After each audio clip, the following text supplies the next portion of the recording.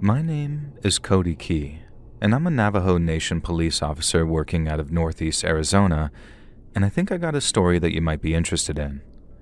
Now, a little background of what I do for a living. Now, being a res cop is different.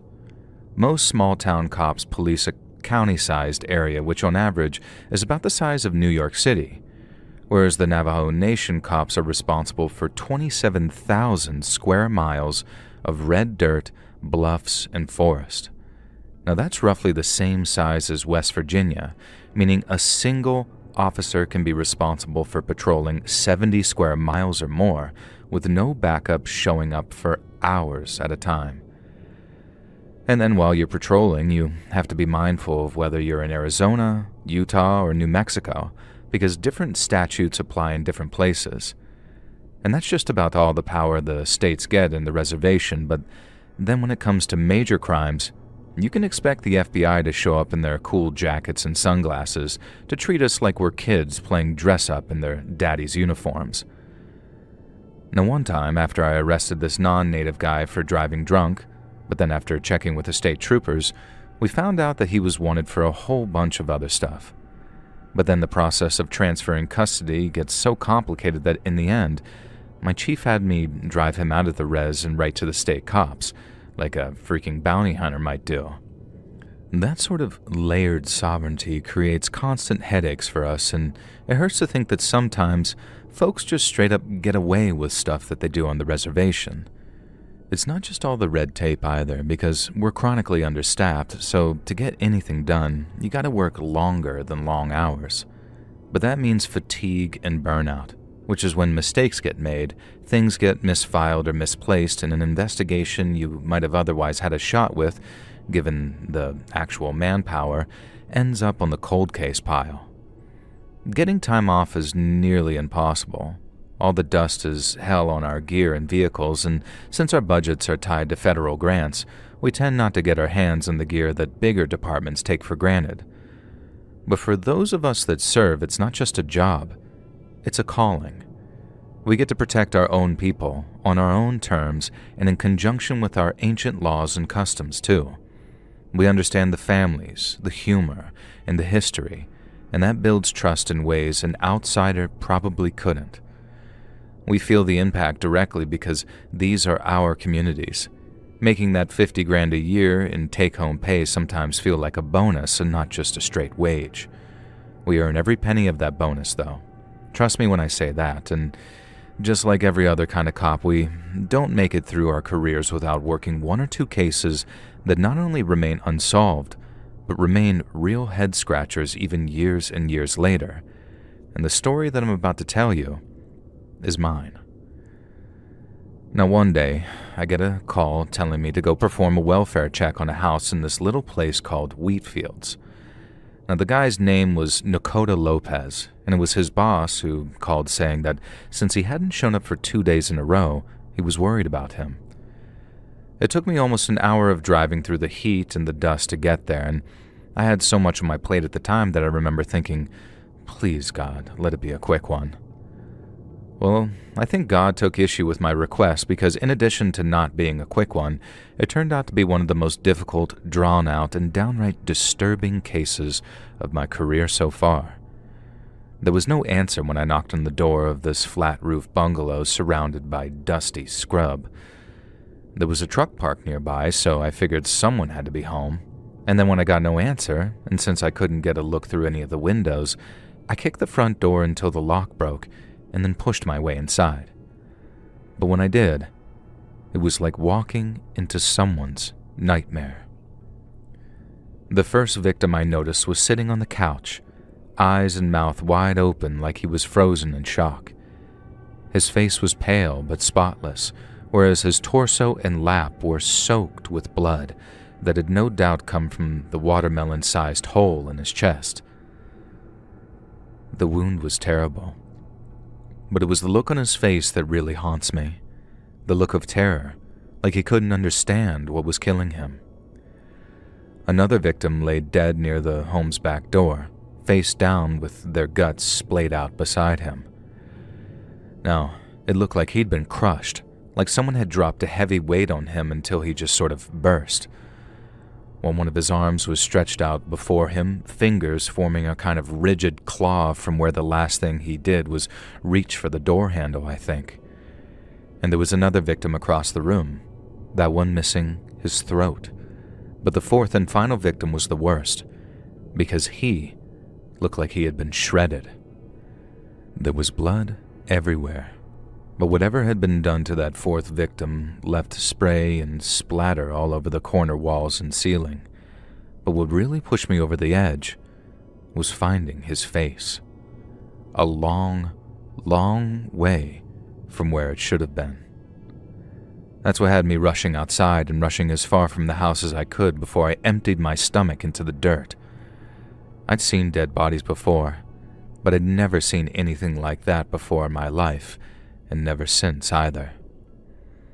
Obviously, it was a shock to the system, but after getting my crap together, I called it in, and within a couple of hours the whole place was swarming with res cops and a couple of FBI agents. No one had seen anything like that in a long time, and I'm not just talking about the number of bodies. I'm talking about the way they'd been killed. We hadn't had a serious animal attack in coming up on 12 years by then. A couple of snake and spider bites here and there, sure, but nothing that resulted in any fatalities. From the state of the bodies, people figured a cougar or maybe a bear must have gotten inside, and they'd spooked it so bad that it just went crazy on them. Now, there were obvious teeth and claw marks on the bodies too, even tufts of fur at the scene, pulled out as someone tried to fight back. But right from the beginning, there were a number of inconsistencies. The first being, how the hell did the animal get inside, and where did it go? So when I arrived, both front and back doors were closed and locked, as were the windows, and there was no sign a blood-soaked animal had either climbed or crashed through any of them. Now, it sort of made sense that one of the victims was drunk and let whatever killed them inside, but unless said animal was capable of closing and locking the door after leaving, then something obviously wasn't adding up. But the inconsistencies didn't stop there. Aside from the whole locked doors issue, the first person to really call attention to how strange it all was the FBI forensics guy they brought in. He was this really nerdy guy named Brian, and he won't mind me saying this, by the way, but he was so obsessed with the injuries animals are capable of inflicting that it kind of verged on creepy. Seeing those dead bodies all torn up like they were, it had me running outside to puke. But Brian, he just sort of said, "Oh wow," like a vintage car guy seeing a Ferrari 250 GTO in the wild. He worked on the scene for 2 or 3 days, photographing and measuring everything while cataloging the parts that were missing. And then when he came back, he said that nothing seemed to make any sense. First off, the damage inflicted on the victims was inconsistent with that expected from an animal. If all 4 victims had been trapped in there with a freaked-out cougar, they'd be scratched up and bitten in all kinds of places. But aside from the 4th victim, who, like I said, had been almost eviscerated, the damage was as devastating as it seemed to be completely deliberate. Now, the guy on the couch had his heart torn out, and the other, his throat ripped open. The one by the door looked like he'd been pounced on while running for it, but then it seemed like whatever caught him was either huge and landed on him so heavy it burst him open, or it stomped on him, almost like a deer might. But no deer could inflict that kind of damage, at least not with just a couple of strikes. And while some other kind of animal could be trained to attack a certain part of someone's body, there were no human footprints in the area that would indicate the presence of a trainer or owner. And then while we're on the subject of footprints, the next thing that Brian had to tell us sounded even weirder. So after searching the area surrounding the house, Brian and his team figured that they'd found their culprit. They found tracks leading to and from the house that sort of appeared to have been made by some black bear, and he used the word appeared very deliberately because, in his humble opinion, it wasn't a black bear that left the tracks. Now, I'm no expert, so don't crucify me if I don't explain this right, because when Brian explained it, he might as well have been speaking Chinese. And so after he explained what was so weird about the tracks to the chief and me, and in the presence of those 2 FBI agents, all 4 of us were looking at him like, huh? So he broke it down Barney style. Basically, things that walk on all 4s leave a certain kind of foot or paw print compared to human beings, because moving around on 4 legs distributes force among the limbs differently. So generally speaking, things that walk on 2 legs leave deeper footprints because each step has more weight to it. Now, bears can walk on their hind legs, and for surprisingly long distances too in some cases, but they're not naturally bipedal. And yet for some reason, the distance between steps, along with the depth of the paw prints, suggested a huge black bear had walked up to the house on its hind legs, gained entry to kill everyone inside, and then seemingly walked off on its hind legs too. Now, the former isn't exactly impossible. Take it from me, weirder things have happened on the res, but the chances of the bear continuing to walk away after a full meal was very tiny. But then it hadn't eaten a full meal, not by a long shot, and that was another thing that made exactly 0 sense to Brian from forensics, because from what he could tell, our bear hadn't eaten anything but one victim's heart. Brian said it was the only thing he could say for certain was missing from the scene. But only a bear that was desperately hungry would approach a human home so brazenly, and regardless of how it gained entry, there's no way in hell that it would have eaten nothing but one guy's heart before leaving. Brian was an expert on animal attacks. He'd seen literally hundreds of them, and what he saw inside and surrounding that house and wheat fields was, quote, like nothing he'd ever laid eyes on. These were his words, not mine. Now, for a while, the working theory was that in so many words, someone had used a trained black bear as a murder weapon. I mean, there was literally nothing else for us to go on. Not until the results of the DNA tests came back, which would give us an idea of who was actually there at the time of the murders. Now, this was way back in the 1990s when DNA stuff was still basically brand new, so we had to wait weeks before the lab results came back. We weren't excited for them too, but when they came, they just made the case even more confusing. The tufts of fur found at the scene were identified as belonging to a black bear, so obviously they weren't sent away for testing. And among the human blood samples taken from the scene, the lab managed to identify 4 distinct sets of DNA belonging to each of the 4 victims. But among the hair samples taken, and I'm talking like random hairs picked up off the ground in some cases, a 5th variety of human DNA was found. Now, this obviously caused a lot of excitement at first because it meant they potentially had a sample of the killer's DNA. But when they tried to analyze it, the process didn't work. Again, I'm not a scientist, so don't chew my butt out in the comments telling me how wrong I am, but from what I understand, they have to make lots and lots of copies of a DNA sample in order to actually analyze it. Now, I guess it's kind of like beer. You can't judge how good a beer is on one alone. You gotta drink 8 to really appreciate the flavor. Am I right, gentlemen?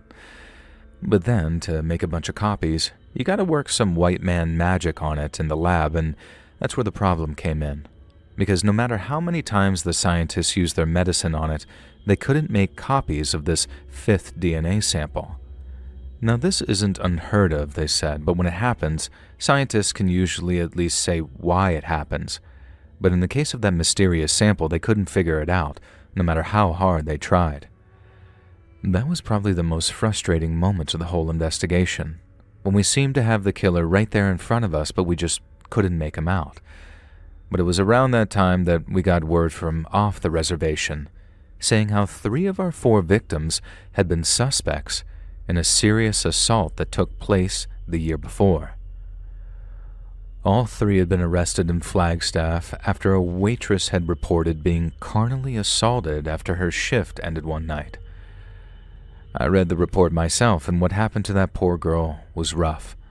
But since there wasn't enough evidence to bring it to trial, all 3 of these guys ended up walking after spending only a week or 2 in the county jail.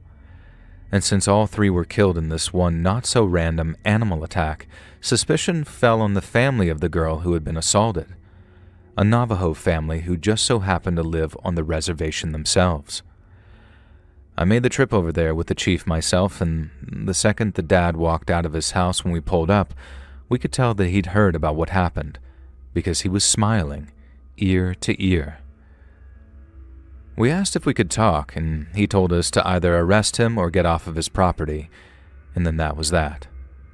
We got back into my truck and drove all the way back to the sheriff's office, knowing that there was a hell of a good chance that the girl's family had been involved in the murders.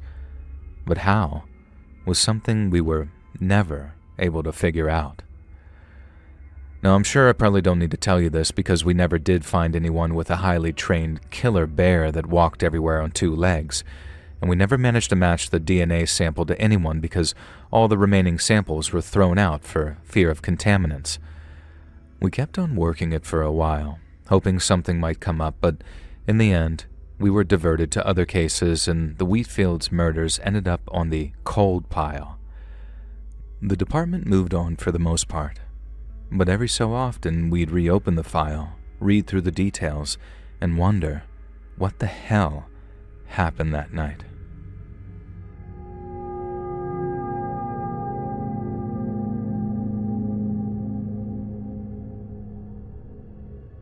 So my grandfather, Bill, lived one hell of a life. He grew up in the early 1900s in a poor family from Oklahoma City, so even at a young age, he was put to work so he could bolster the family income. So he was a pin setter at a bowling alley for a while, and then he worked as a crow scarer before a brief spell as a mudlark. Now the first is exactly what it sounds like, but the latter was when people would scour muddy riverbanks for valuables, kind of like those New York City dirt divers who go digging for treasure in the Diamond District. By the time he was a teenager, he'd already worked on the railroads as a lamplighter and a rat catcher's assistant, believe it or not. And then he worked his way from an ice cutter to an elevator operator to a cigar factory worker. And those were hard times back then, and changing times too, so a man had to change with it. But at the same time, he always needs bread in his belly and a place to lay his head, so my grandfather Bill started looking for an industry that wouldn't bottom out on him when he least expected it. He needed an industry that was never going to go away no matter how much society changed. So he turned to bounty hunting. He didn't need any kind of license or training. All he needed to do was find a bail bondsman and then talk them into hiring him. But that, as it turned out, was much easier said than done. He knew how to shoot a shotgun and a pistol all right, and he'd watched his pa bring down a whitetail or two when he was a boy, so he knew all the basics of tracking and hunting. But hunting an animal is a heck of a lot different than hunting a man, and Grandpa Bill hadn't even pointed a weapon at another person, let alone pulled the trigger. So unfortunately, hiring him wasn't exactly an attractive prospect for most outfits, and so Grandpa went west. He bought a horse and rode into Texas and then stopped at Armadillo to see if anyone would hire him. They told him to keep on going into New Mexico and that once he got to Albuquerque, he was sure to find someone desperate enough to hire him. And while those Texas bounty hunters weren't exactly polite, they weren't wrong. Grandpa Bill found no work in Tucumcari and no work in Santa Fe either, but he hadn't even been in Albuquerque for a full day before he heard about a bondsman named Broke-Nosed Jack McNally, who was hiring with no experience necessary. Grandpa asked where he could find this broke-nosed fella, but almost everyone he asked advised him against it. Broke-Nosed Jack only hired those with no experience, so he could use them as cannon fodder or in whatever harebrained misadventure he had planned. Grandpa took their advice and kept on looking for bondsmen who had both a good reputation and a willingness to hire without prior experience. But as you can imagine, that wasn't easy. Grandpa was almost 22 by the time he arrived in Albuquerque, but apparently he didn't look a day over 16. Even big-shot bondsmen he spoke to would offer him fatherly advice, like how he should bring up some experience in the army or as a deputy sheriff. That, or they'd just laugh him out of the saloon while telling him to go back to Okie. But Grandpa hadn't traveled all the way to Albuquerque to become some dog-faced doughboy, nor had he gone there for a deputy's wages or to turn around and return home a failure. But after a few days of begging and pilfering to feed himself, a storekeep caught him stealing and demanded restitution. It looked like Grandpa Bill was doomed to spend the next 4 months in the county jail, but as the store keeps going wild and yelling out for the sheriff, or a deputy, or anybody to come throw Grandpa in jail, who steps up to pay for the can of beans he stole? None other than Broke-Nosed Jack. Grandpa said he thought Jack had only paid for his meals so he'd be indebted to him, but it turns out Jack had no such intention. He had, however, heard Grandpa had been looking for bounty work and wanted to know why he hadn't come to him first. Grandpa relayed all he'd been told about Broke-Nosed Jack being a slippery son of a bitch, but Jack just laughed. He said that he'd lost a couple of hires on bounty hunts before, but so had just about everyone else. The reason people talked crap about him so much was because he had a way of getting the biggest bounties before everyone else. That, and his father had fought for the Union back when he was a boy. Grandpa Bill complained that no one would hire him without experience, and asked how the hell he was supposed to get any at all if no one will give him a shot. Broke-Nosed Jack told him that's why he hired without experience, and that people either had it or they didn't. Well, Grandpa got hired on the spot, with Jack promising that they could ride down a relatively easy bounty together, just so he could get some experience. Everything people said about Broke-Nosed Jack turned out to be bunk, as in spite of his raggedy appearance and advanced age, he treated Grandpa like he would his own son. And then after sneaking up on the camp of a drunk who had been causing trouble at one of the saloons, they took him captive without a shot being fired, and that was Grandpa's first bounty boxed off with nothing but a short night ride. Now he could have moved on, I guess, and found himself a more professional outfit run by someone younger and faster on the draw, but I guess Broke-Nosed Jack treated him so well, in the face of all rumors to the contrary, that Grandpa believed he was the only one he could trust. They rode together on a couple more breadwinners, as Jack called them. Smaller jobs that had tied them over until a bigger one came along. But then, after a few weeks of merely surviving on what little money was coming in, Jack announced that he had something big lined up. Real big. Now, it was so hot off the presses, as it were, that the Albuquerque sheriff hadn't even put up any bounty posters yet. But since he and Broke-Nose went way, way back, Jack got the tip before anyone else did. And that was how he stayed one step ahead of the other bondsmen and bounty hunters. Not through any nefarious means, but through knowing the right people. But even if word of the court-ordered bounty did reach the ears of Albuquerque's bondsmen, Broke-Nose still wouldn't have faced fierce competition, and all on account of who the bounty was. For the past few years, word had been filtering down from Colorado about a group of bandits led by a man named Slim Sosi. Slim wasn't his real name, it's just the English for that Navajo word Sosi, which in turn was a little more than an alias he used. Slim and his boys used to rob trains, trucks, and travelers. They even hit general stores or banks when they were desperate enough. Slim himself would never show up at any of the robberies. His boys did all the dirty work for him, but you always knew when it was them that had done it because of the terror and bloodshed they always left in their wake. And they didn't just kill indiscriminately, they threw their own lives away too. They'd do things like ride with a vanguard, whose sole purpose was to tie down the cops while they burned and looted. It didn't seem to matter if half of them were doomed. They rode anyway, like the only thing that was important was getting Slim Sosi his money. There were a couple of bounties over in Colorado with his name on them, but no one who went after him and his gang ever came back. The price on his head just kept on rising, and folks kept on gathering up posses and going after him. But if they did come back, they came back bleeding, and never with the same number of guys they went out with.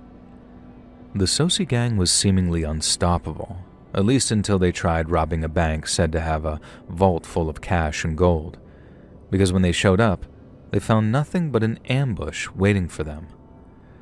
Slim Sosi must have sent pretty much every man he had at that bank, because word is about 30 to 40 riders showed up, all wearing masks and shooting their guns in the air. But a bunch of federal agents were lying in wait atop nearby buildings, and when the Sosi boys were least expecting it, they opened up on them. It was a massacre, and since only a handful of the riders were smart enough to turn tail and run, the streets of that little Colorado town ran red with their blood. The feds chased them all the way up into the hills near the Arizona state line, but lost them among the hills, trees, and caves of what by then was the Ute Reservation. The feds kept on searching for a while, but found no one. Then come late spring of that next year, and there's a robbery in this little town called Twin Lakes in northwestern New Mexico. Only one person survived it by playing dead after he'd been shot, but he was quite certain that the man who shot him looked more like some kind of medicine man than any kind of bandit. And based on that description alone, the Albuquerque sheriff was sure, as eggs is eggs, that it was Slim Sosi they were describing. Putting a bounty on him at full strength would mean sending men to their deaths, but in a weakened state, a team of savvy bounty hunters just might be able to bring him in, dead or alive. The price on his head wasn't as big as it had been up in Colorado, but split 3 or 4 ways, it would be enough to live comfortably on for about 6 months to a year. And that was just the kind of money Grandpa Bill was looking to make. So instead of suggesting that maybe the Sosi gang was a bigger mouthful than they could chew, he helped Broke-Nosed Jack recruit a third man, and then they rode for the hills and towards certain death. First came the reconnaissance, as Grandpa Bill, Broke-Nosed Jack, and a man named Marcus Washington rode from village to village asking local Navajo where they figured that the Sosi gang might be held up. In all but one case, they suggested a hill overlooking Bull Canyon. There were caves up there, lots of them, and while one side gave them the cover of dense forest, the other side looked over the canyon and acted as a kind of lookout post for anyone approaching. Broke-Nosed Jack figured that their only chance was to sneak up on the cave using the trees as cover, but to get there, the 3 of them would have to ride a whole day before they reached a suitable spot to make camp. They had to stay as quiet and invisible as possible, so there were no fires that night, just hard ground and the fear of what awaited them the next morning. But before the sun had even risen on the first day's hunt, disaster struck. While the 3 men were trying to sleep, Grandpa Bill said he woke up to the sound of something rushing through the darkness towards them. But by the time anyone had even flicked on their flashlight, a large Mexican gray wolf pounced on Marcus Washington and began savaging him. Broke-Nosed Jack fired 2 careful shots, and although both missed, he managed to scare the wolf off, but the damage had been done. Marcus survived his injuries, but his leg had been near shredded below the knee, and so after sterilizing it as best he could with some whiskey-soaked bandages, Jack put the wounded man back on his horse and then sent it back towards civilization. Grandpa Bill figured the previous night's shots might have alerted the Sosi gang, if they were actually in the area, but no one had come down the hillside firing at them through the trees, so either they weren't there to begin with, or they were too weak to even respond to a little gunfire. In which case, Jack decided that they should press on. They didn't encounter a single other person on the way up that hill, which, from what I understand, was steep as hell in places and thick with pine trees. But not long after sunrise, that wolf attacked them for a second time. Grandpa Bill said the wolf moved too fast for him to land a shot on it, and besides, his hands were shaking too bad to shoot straight. But he watched with his own 2 eyes as Broke-Nosed Jack hit that big old wolf not once, but twice, before it ran off again. Grandpa said that he thought for sure that that thing was finished, as 2 clear shots hit through its torso were bound to finish it off eventually. But not long after, it came for them again. Grandpa said it was huge, bigger than any dog he'd ever seen, and with a head the size of a damn engine block. And then when it came running across the hillside at them again, looking mad as hell with its fur soaked in its own blood, it looked demonic. Broke-Nosed Jack and Grandpa opened up on it again, and for a second time that day, a couple of Jack's shots landed in places that should have brought that wolf down. Yet it stayed on its feet, carried on charging, and would have taken old Broke-Nose's head off had he not darted behind a tree. Grandpa said that was the only time one of his bullets hit the mark, when that huge Mexican gray skidded in the dirt, yelping wildly as it was struck by both him and Broke-Nosed Jack. The wolf limped off as fast as it could, leaving Jack and Grandpa reloading their weapons as fast as they could. They expected another mad charge from the wolf that wouldn't die, but it was never seen again. Jack and Grandpa finally made their way to the top of the hill where a patch of flatland overlooking the canyon lay near the mouth of some shallow cave. There was a blood trail leading to it, so both men figured that they'd find the dead wolf laying inside, but instead, they found Slim Sosi, lying naked on a top of bloody wolf skin, breathing his last breaths. He'd been shot full of holes, so many it was amazing he was still alive. And then as he looked up at my grandpa with wide, desperate eyes, Broke-Nosed Jack put him out of his misery. They had no idea who shot him or where they'd gone after, but it didn't matter. Slim Sosi, the most wanted man in 3 states, was there for the taking. And so Jack cut off his head to bring back to Albuquerque, and then off they went to find their horses again.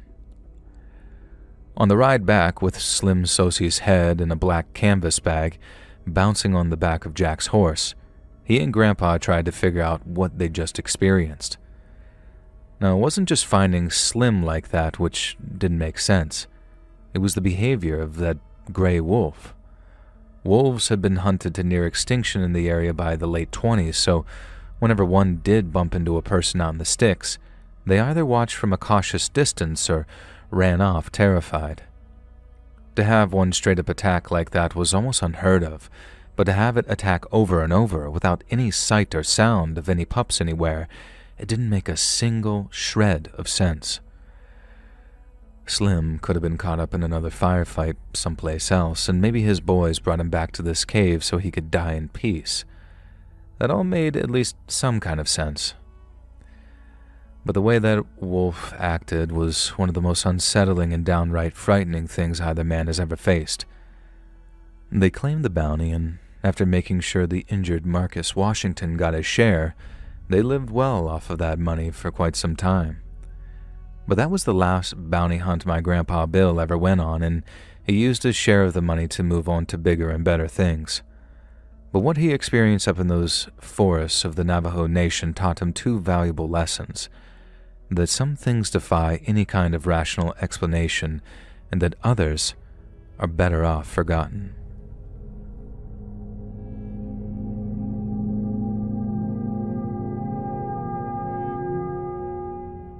My name is Tom Yazzie, and I'm 78 years old now, so most people around here call me Grandpa Tom, and I live out near the Chuska Mountains here on the Navajo Nation. Now, my life is pretty steady these days.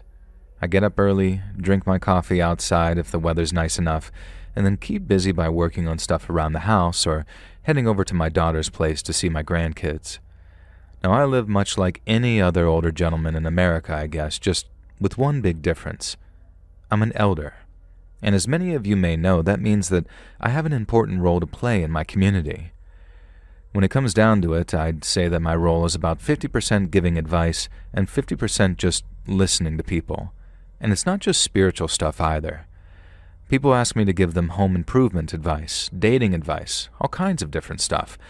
But sometimes they just want to vent too, about their jobs, about their kids on social media, you name it.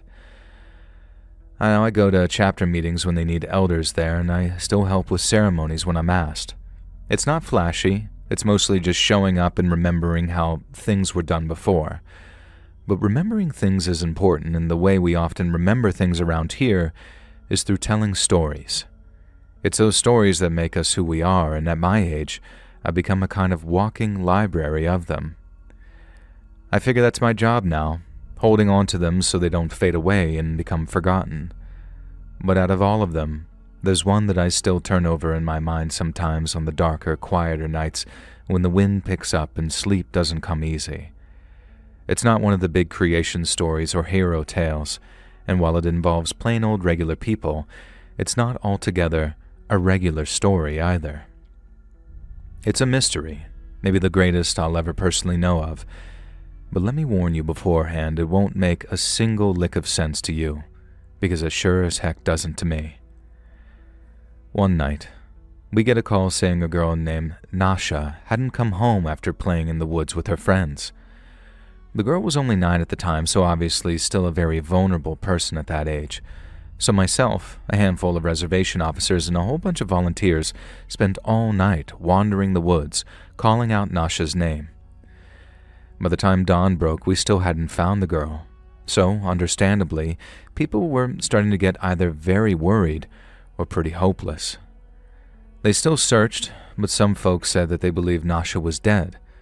And so later that morning, when little Nasha showed up at her parents' place without a stitch of clothing on her, people were overjoyed to see her with breath still in her lungs. But that joy didn't last long, because when Nasha explained what had happened to her, everyone who heard the story was horrified. Like I said, little Nasha had been playing with her friends out in the woods, not too far from her home, when she became separated for some reason. She tried to find her friends again, but soon realized that there was a man following her through the trees. Police asked her to describe what the man looked like, but Nasha couldn't. All she said was that he appeared as a sort of dark shape, moving behind her from tree to tree. Then, as he got closer and closer, she got frightened and started to run. The man chased her, and he was faster too.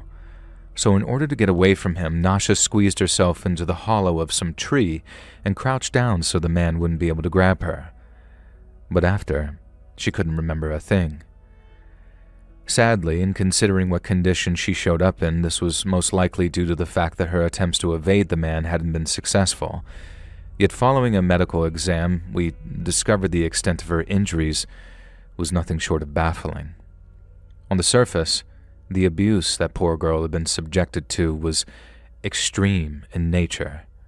First off, the girl's teeth were cracked, each and every one of them, and secondly, all her fingers and toenails appeared to have been removed. Now this offered a suggestion that the girl had been tortured by the man who chased her and caught her. But then, after that medical exam, we found out some strangely good news. To our relief, the doctors declared that there was no indication that Nasha had been violated in any shape or form. This was obviously welcomed by all involved, but the nature of Nasha's injuries still had us all scratching our heads wondering. For example, while the girl's teeth were cracked, there was no corresponding injuries to her face, mouth, or gums. And it was like whoever caught her had, and with exceptional care, taken a small hammer to each one of them while Nasha had been rendered unconscious. The damage to her finger and toenails didn't seem to add up either. If they'd been torn out via torture, then there'd have been damage to the surrounding tissue, but there wasn't. In fact, the doctors said it appeared as if some kind of onychomedesis had taken place, which is basically the nail bed had deliberately and harmlessly separated itself from the nail. Now, it grew back all right. It took a while, but they did. But that then raised the question of, what the hell happened to this girl to make her body react in such a strange way? Now, one explanation was that she'd suffered some kind of allergic reaction, but blood tests showed no indication that that was the case, and it didn't stop there either. Doctors found extensive bruising on Nasha's limbs and torso, which supported the theory that she'd been violently beaten by whoever caught her in the woods that evening. But after her medical exam, doctors found the bruises weren't the result of blunt force trauma, but severe muscle tears which caused tiny blood vessels within the tissue to break and leak blood. But then what caused these injuries, if not severe beating? Well, when the doctors came back with an answer, we felt no closer to the truth than we were before, because they told us in no uncertain terms that it was like little Nasha had been tortured by being stretched. Kind of like what you would have found in the old-school Spanish Inquisition style, as in tied to a rack before having their arms and legs pulled in opposite directions. Now, all in all, it appeared as if Nasha's captor had subjected her to very nightmarish forms of torture. It's just that none of it made any sense. Why crack her teeth in such an elaborate way? And what had he used to make her nails fall out the way they did? It looked like her tormentor had also done something to her eyes, as in the coming days, Nasha developed some kind of infection. But following a visit to a reservation clinic, the mystery only deepened. The doctor there, after performing a couple of tests, declared that Nasha had what's called dacryocystitis, which is when a person's tear ducts become blocked and causes an infection. Now, at first we figured this was because the man who caught her had put something in Nasha's eyes, maybe to blind her so she wouldn't be able to identify him or fight back, but the doctor disagreed. Now, grown-ups can get blocked tear ducts, but usually as a result of trauma, side effects from medication, or just the natural progression of age. The tear ducts narrow as a person gets older. But none of these were relevant to Nasha, who hadn't suffered any facial or nasal trauma.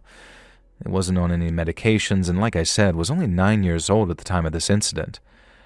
However, what the doctor did say was that blocked tear ducts are very common among newborn babies, and to her, Nasha's eye infection was extremely similar to those suffered by newborns. It wasn't something had been sprayed in her eyes, it was like her tear ducts were brand new, and therefore susceptible to all those associated infections and diseases. Now, as you can probably tell, Nasha's condition caused a lot of concern and confusion, but the priority of the reservation cops was to find the man who'd hurt her and bring him to justice. But that issue was a bridge too far, as they say, because while Nasha eventually made a full recovery, the police were unable to track down her attacker, and as far as we know, the man still walks among us on the reservation, free to inflict another terrifying assault on an innocent young woman. And that's a scary thought, right? Just as scary then as it is now. And so out of pure desperation, I went for a walk around the area that she'd been attacked, in hopes of finding something, really anything, to help push the investigation along. I walked the area in question all morning, trying to figure out exactly where Nasha had been playing and where she'd gone after getting separated. I found the area where they'd been playing no problem because with a tracker's eye, it looked like the forest floor had been all churned up and disturbed from where they'd been playing together. I used that spot as the center of my little search, and then from there, I went walking in these big circles in hopes of finding that tree that Nasha had taken shelter in. Now, about 2 hours in, I found a set of small human tracks that appeared to have been made by someone running at full speed. But while I had no doubt that they belonged to Nasha, there were no larger tracks indicating that she'd been followed by anyone. That alone seemed strange to me, but what actually shocked me was when I found the tree that Nasha seemed to have hidden inside. Because unless I was looking at the wrong one, only something the size of a small coyote or fox would have been able to fit inside of it. Now, convinced that I'd misfollowed the directions I'd been given, and doubly convinced that I was at the wrong tree, I went looking all over for the right one.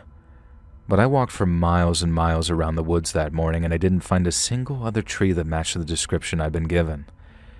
And in the end, the only thing that made sense was that Nasha had misremembered the events leading up to her attack, which, considering how patchy her memory was, didn't require a leap of faith to believe.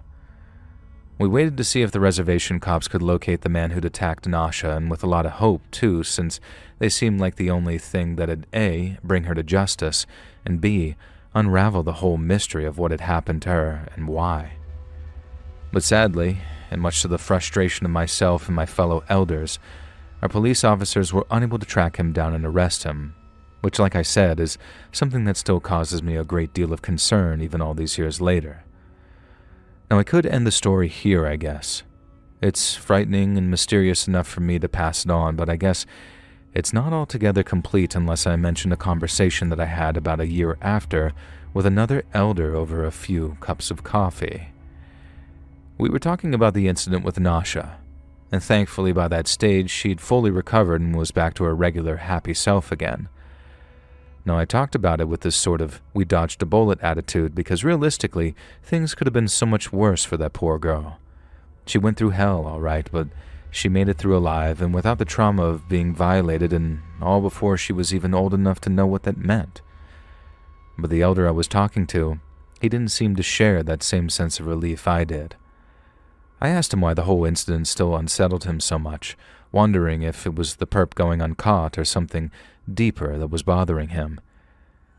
And as it turned out, it fell very much into that something deeper column. He said it was something he'd been thinking about after I'd mentioned the hollow to him, and how it looked too small for even a girl like Nasha to climb into. He mentioned that in passing to another elder, a much older man, and when he did, the older of the two seemed terrified. He said he knew of some similar incident that occurred many years prior, one which had almost all the exact same details. Girl goes missing, shows up again with strange wounds and no memory of what happened. Everyone was just glad to have her back for a while and treated her like a victim. At least until she made her family victims too, when she set their trailer on fire in the middle of the night. Now, neighbors came out to put out the fire once they realized what was happening, and at first they thought that little girl was hopping around in a panic while screaming in terror. But she wasn't. She was dancing. And those weren't screams either. She was laughing, both maniacally and in a voice that was no longer her own. She was changing right before their eyes, and then when she saw her horrified neighbors approaching her, the girl dropped to all fours and went bounding off through the trees before vanishing from sight. Now, a few people went after the girl, but most stayed to put the fire out. And then by dawn, the fire was out, but the girl was nowhere to be found. And that's when people started to talk. Not everyone, because the subject is an extremely taboo one in our culture. So taboo that a lot of people still insist that the girl died in that fire. But those that had seen it happen and chose not to become part of the lie said the girl changed shape right before their eyes. They might not have used the Navajo word for it because just speaking it is thought to bring misfortune, but they may have used the English translation so as not to offend our ancestors, and that English version is Skinwalker. I guess the literal translation would be something more like that which has the means to go on all fours. And while people talk about them more and more these days, it's still such a strange and taboo topic that we don't actually know all that much about them. They're not like vampires or werewolves with clearly defined rules on what they can and can't do. And as far as I know, sometimes each skinwalker can be different.